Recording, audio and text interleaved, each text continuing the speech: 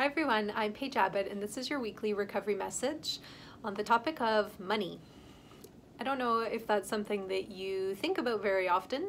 If you're like many other people out there, the answer is probably yes.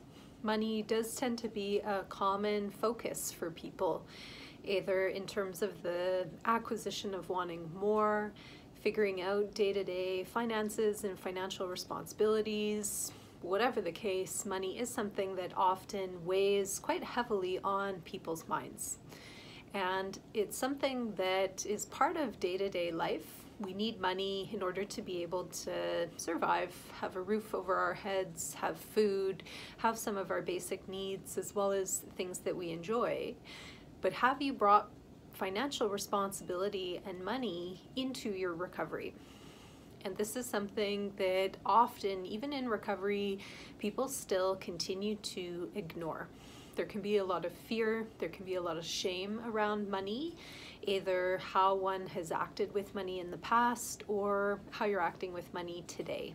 So the common push, especially if addiction is involved, is to avoid and ignore, thinking that if we just ignore it, it'll go away and it'll get better. Well, as you know from other experiences in your life, that often does not work. So when you're ignoring something, it actually just gets bigger and worse, and the stress that's in the background that energetically you have to work so hard to push down creates such a drain and such a stress. So finances is somewhere that the disease of addiction can continue to thrive in and mess around in, even in recovery, if you're not paying attention. So my number one piece of feedback to all of you watching is don't ignore. As difficult as it is to own up to what's happening in your financial world, it's always better to know. I say often that the worst time for people is in periods and states of uncertainty. We do not tend to cope very well or be in great states of health when there's question marks floating around us.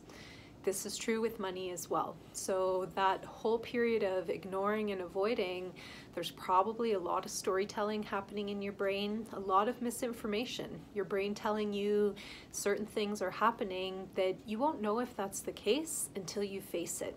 So I would encourage you, go to credit counseling, pull out your bank statements, look at budgeting, look at where you're spending your money, talk to people that you need to get help from if this is all entirely new to you. Talk to financial planners, talk to credit counseling agencies, talk to accountants, talk to whoever you need to talk to, friends, people in recovery, to get support and to process your feelings as you go through, and also to get tangible, practical advice. So don't ignore this aspect of health and recovery.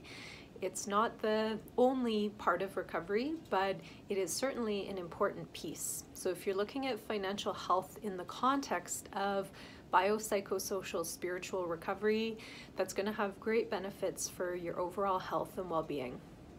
So it's time to stop ignoring, stop avoiding, and own up. Take responsibility for your financial health, whatever that looks like for you today. Thanks for watching. I wish you the best in your ongoing journey of recovery. Bye for now.